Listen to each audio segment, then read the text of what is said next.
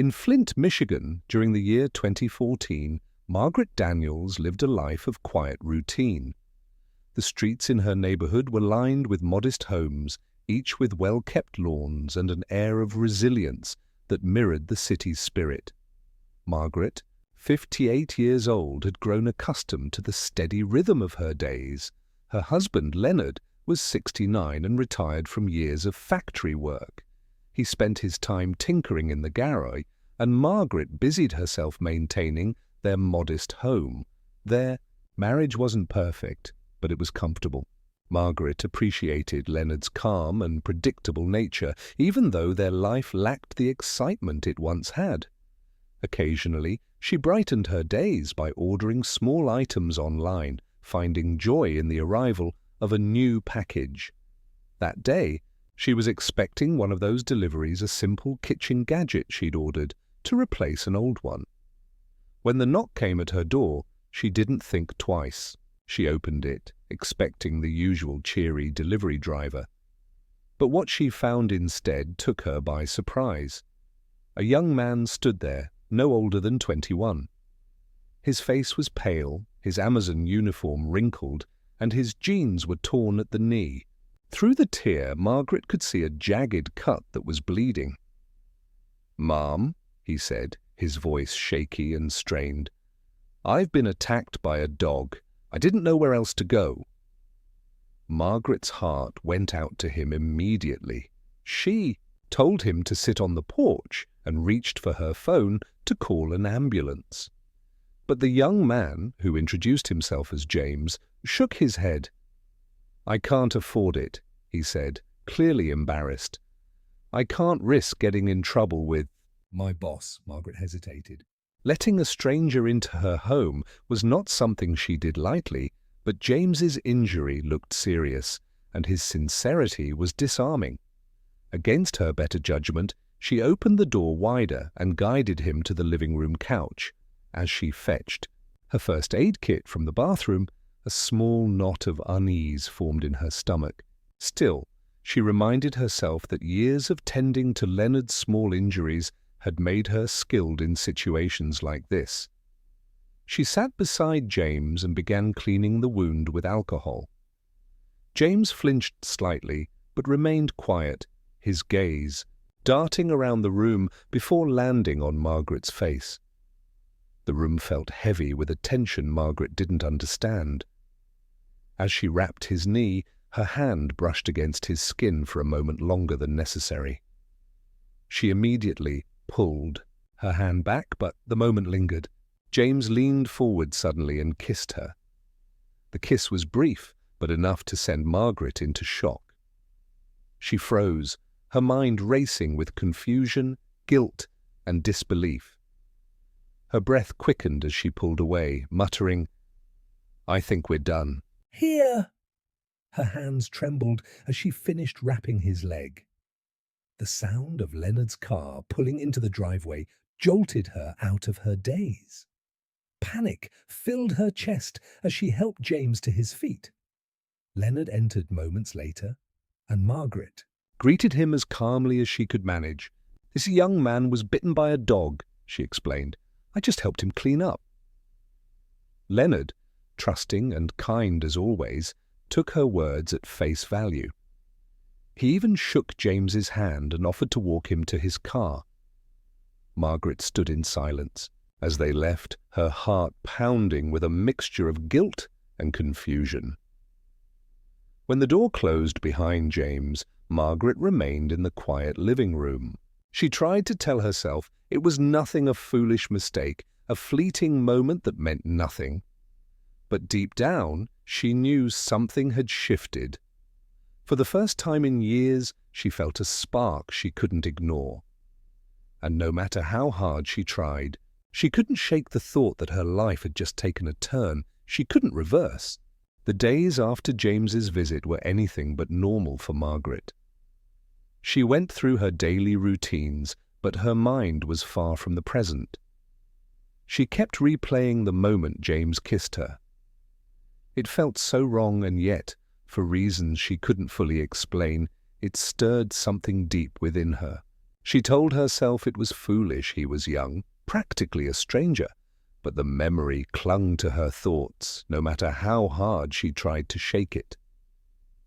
For years, Margaret had taken comfort in her stable life with Leonard.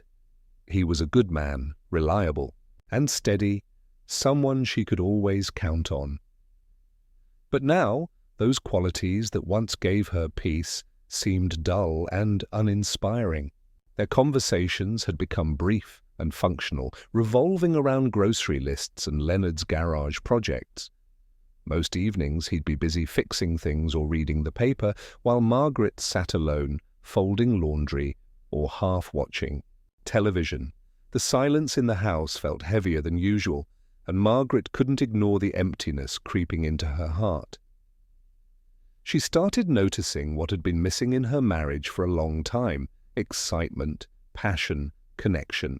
Leonard was kind, but their relationship felt like a routine they had been performing for years.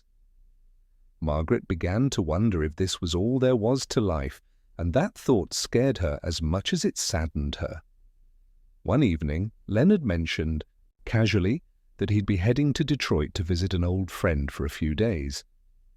Margaret nodded and asked a few polite questions, but inside her thoughts were racing. His absence felt like a window of opportunity, though for what, she wasn't sure. That night, while Leonard snored softly beside her, Margaret stared at the ceiling, wide awake. Her mind was a storm of guilt, longing and anticipation. She couldn't stop thinking about James, about the kiss that had taken her by surprise. She hated herself for it, but couldn't resist the pull of her curiosity. Before she could change her mind, she reached for the phone on the nightstand. Her fingers trembled as she dialed Amazon's customer service line. She fabricated a story about James leaving his ID card at her house and asked if they could pass a message along. The representative assured her they would, and Margaret hung up, her heart racing. What was she doing? She didn't have an answer, only a strange mix of excitement and fear. The next evening, Margaret found herself pacing the living room, glancing at the clock every few minutes. The house felt unnaturally quiet without Leonard, and the ticking of the clock seemed deafening. She tried to tell herself she was being ridiculous, but her anticipation only grew as the minutes dragged on. When the knock finally came, Margaret froze for a moment. She took a deep breath, smoothed her hands over her sweater, and opened the door. There he was, James. He stood on her porch, looking a little unsure but also curious. His presence brought a wave of emotions Margaret couldn't begin to sort out. "Come in," she said softly, stepping aside. James hesitated for a moment before walking in. The air between them felt heavy, charged with tension and unspoken words. Neither of them seemed to know what to say, so they stood in silence, their eyes meeting in the dim light of the living room. Margaret felt her heart beating faster. Her thoughts were a jumbled mess, but her body moved on instinct. She stepped closer to James, her hands trembling slightly. This time, he didn't hesitate. James leaned in and they kissed again, the moment filled with a mix of passion and desperation. It was nothing like the first. It was deliberate, fueled by something they both couldn't control. Before Margaret could second-guess herself, she led James to the bedroom. Her thoughts were a whirlwind, a chaotic blend of exhilaration, fear, and a strange sense of freedom. For the first time in years, she felt alive. What followed was impulsive, reckless, and raw. A moment that seemed to fill the void she had been carrying for so long. But as the night gave way to dawn, reality began to creep in. Margaret lay awake in the stillness of the bedroom, staring at the ceiling. The weight of what she had done pressed down on her. She knew she had crossed a line she could never uncross, and the consequences of that choice were only beginning to take shape. Margaret led James to the bedroom, her heart pounding in her chest. Her mind was a chaotic storm of emotions, loneliness, excitement, and fear all colliding. For years she had felt invisible, her days blending into each other in an endless routine. But tonight, something was different. She felt alive, wanted, and reckless. The night unfolded in a blur. Margaret and James were drawn together, their emotions raw and intense. For the first time in years, she felt truly seen. James didn't see her as just a housewife or an aging woman. He saw her as someone who mattered, who had something to give. It was intoxicating, a rush of emotions she hadn't felt in decades. But as the adrenaline faded and silence settled over the room, Margaret began to feel the weight of her actions. She lay awake, staring at the ceiling. Her thoughts raced, the enormity of what she had done pressing down on her. She had crossed a line, and she knew there was no going back. Morning came too quickly. Sunlight streamed through the curtains, casting long shadows across the room. Margaret stirred, her mind still foggy from the night before. For a brief moment, she thought she might have dreamed it all. Then she turned her head and saw James, still asleep beside her. The reality of her actions hit her like a tidal wave. She sat up, her heart racing. What had she done? How would she face Leonard? Just as she was trying to gather her thoughts, she heard a familiar sound that made her blood run cold. Footsteps echoed through the hallway. "Margaret!" Leonard's voice called out, clear and strong. Her stomach dropped. He wasn't supposed to be back until the evening. Panic surged through her as she scrambled to think of what to do. Before she could act, Leonard appeared in the doorway. His face shifted from confusion to rage in an instant. His eyes moved from Margaret to James, who was now sitting up in the bed, his expression frozen in terror. "What the hell is this?" Leonard bellowed, his voice shaking the room. Margaret opened her mouth to explain, but no words came out. Her throat felt dry, her mind blank. Leonard's fury boiled over. Without hesitation, he charged at James, grabbing him by the arm and yanking him out of the bed.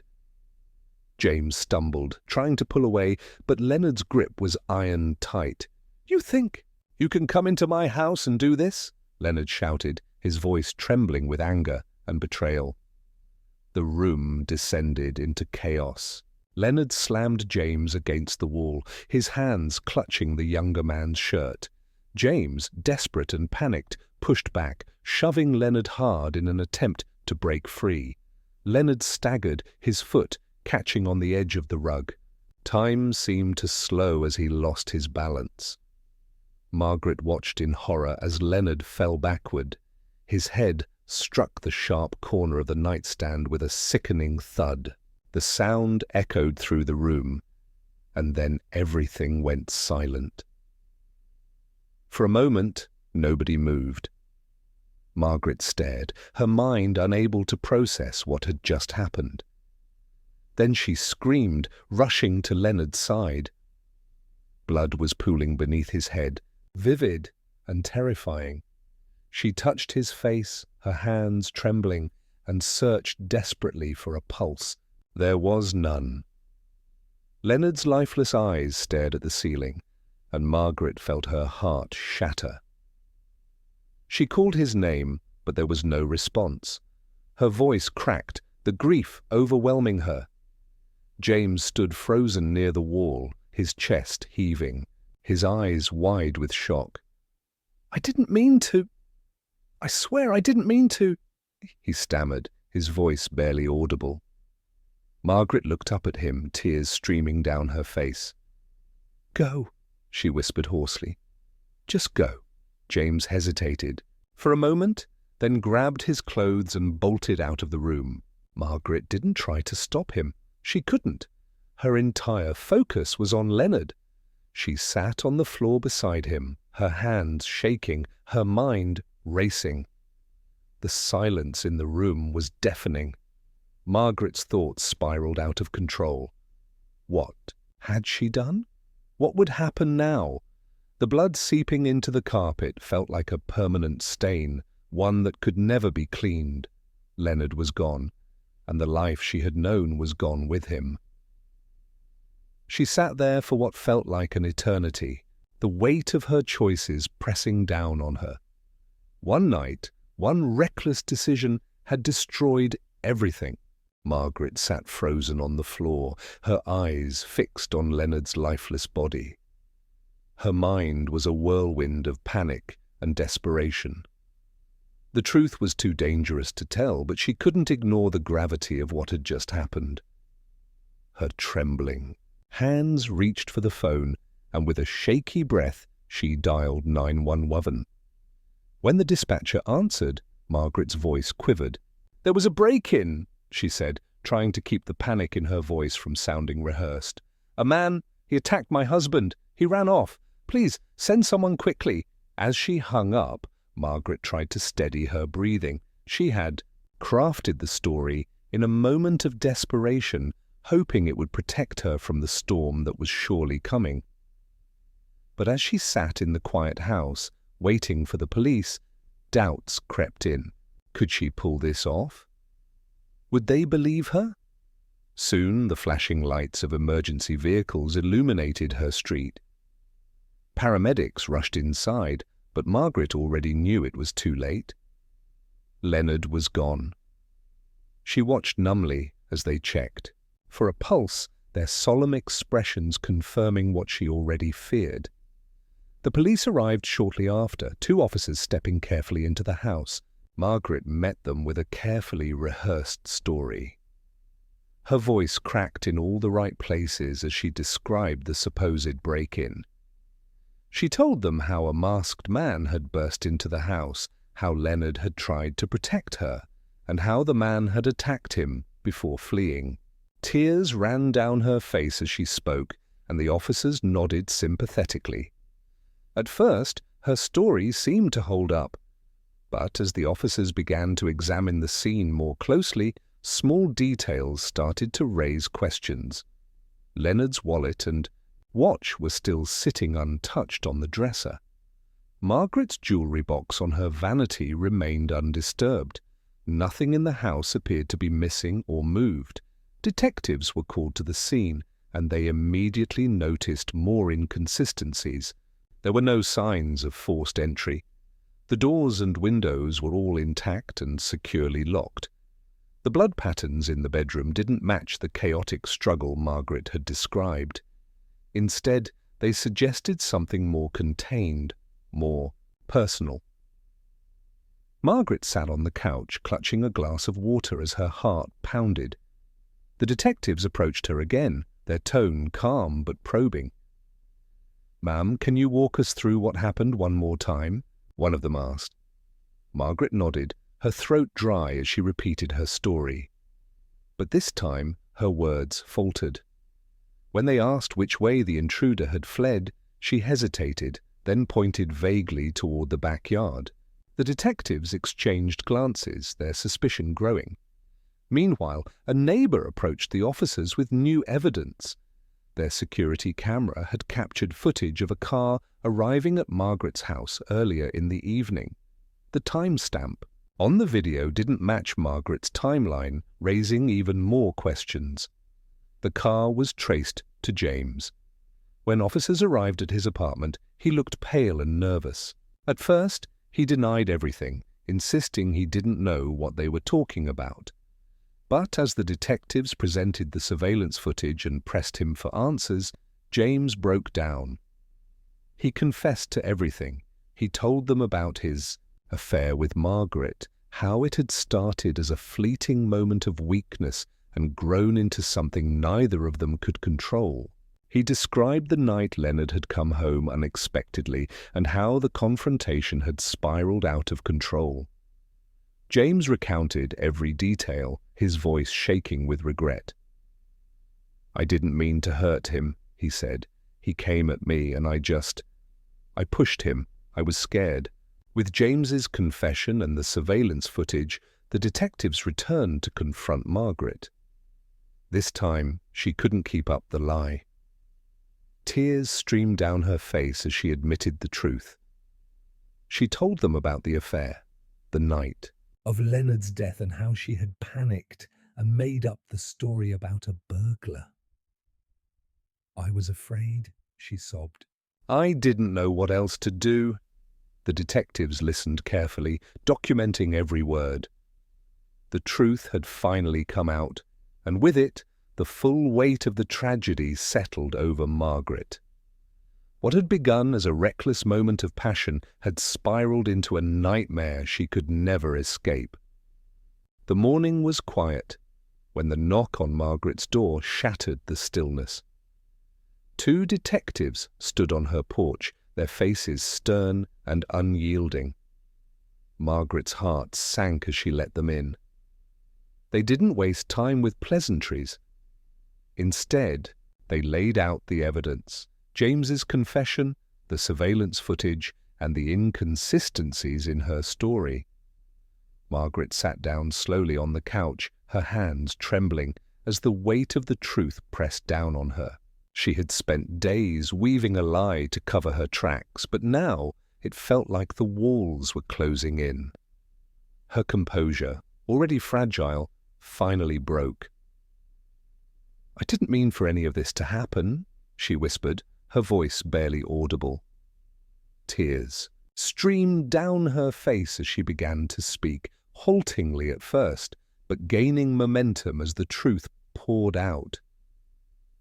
She started with the day James had shown up on her doorstep, injured and vulnerable. She told them how she had felt a spark that she hadn't experienced in years, a dangerous pull she couldn't resist.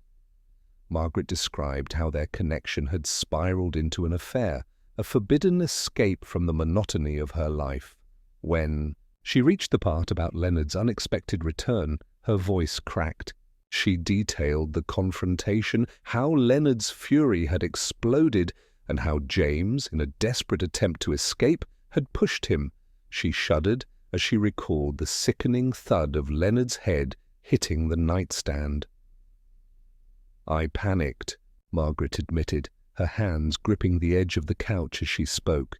"I didn't know what to do. I thought, if I made it look like a burglary, no one would ever know." Her sobs filled the room as she recounted how she had dialed 911 and fabricated the story about the masked intruder. She had been desperate to protect herself, but now the lies felt heavier than the truth ever could. That day, Margaret was formally arrested and charged with obstruction of justice. In court, her defense team argued that she had acted under extreme emotional distress. They painted her as a lonely woman who had made tragic mistakes in a moment of desperation. But the prosecution focused on how her lies had derailed the investigation and delayed justice for Leonard. Margaret was sentenced to 2 years in prison. As the verdict was read, she sat silently, tears streaming down her face. The shame of her actions and the loss of her husband weighed on her like an anchor. James faced his own judgment. His confession and the evidence proved that Leonard's death was unintentional, but his decision to flee the scene carried consequences. Charged with involuntary manslaughter, he received probation and community service. While he avoided prison, the guilt of what had happened would haunt him for the rest of his life. As Margaret was led away in handcuffs, she couldn't bring herself to look back. The life she had known was over, and the scars of her choices would follow her forever.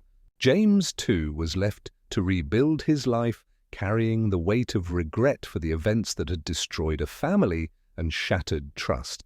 Margaret stood at the gate of the prison, clutching her small bag, the cold air biting at her skin. The world outside felt unfamiliar, almost hostile, as if it knew what she had done. She took a deep breath and started walking toward home, each step heavier than the last. She wasn't sure if she could even call it home anymore. When she opened the door, the silence inside was deafening. The house felt emptier than she remembered, almost like it was grieving along with her. Leonard's favorite chair was still in the corner, untouched, his reading glasses lying neatly on the side table. Margaret stared at it for a long time before sinking into the couch, holding her face in her hands. The memories came flooding back, the life they had shared, the laughter, the quiet moments of comfort. Now, all of it was gone, replaced by a hollow ache. The neighborhood had changed in her absence, but the people hadn't forgotten.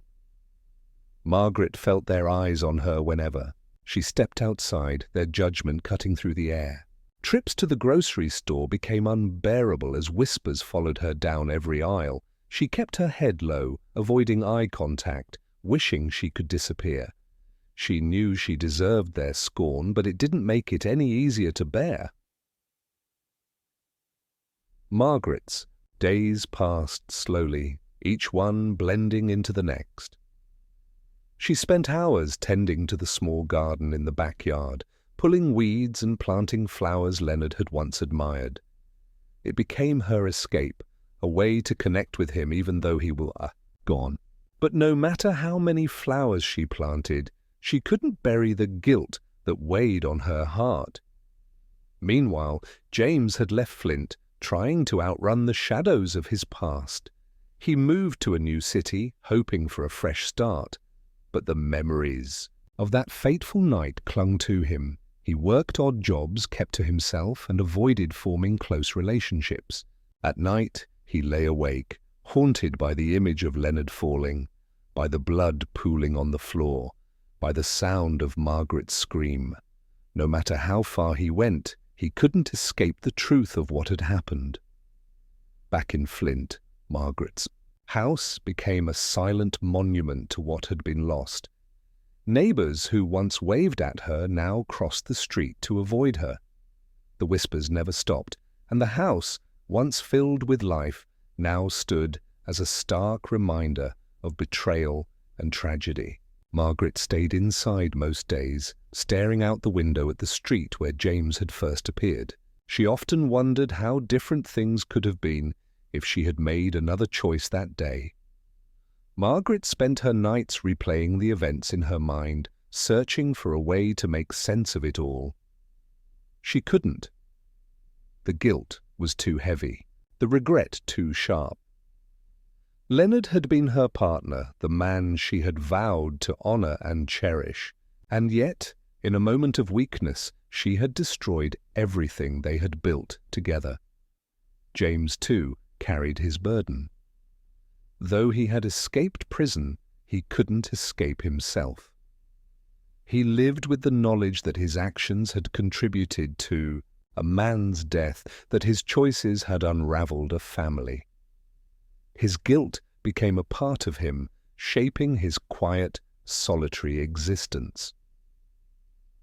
For the people of Flint, the story of Margaret and Leonard Daniels became a grim, cautionary tale.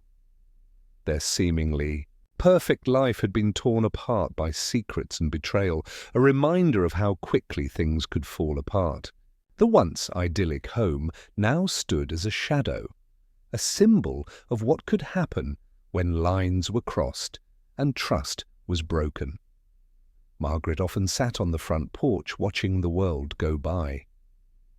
She clung to the hope that tending her garden, keeping Leonard's memory alive, might bring her some small measure of peace.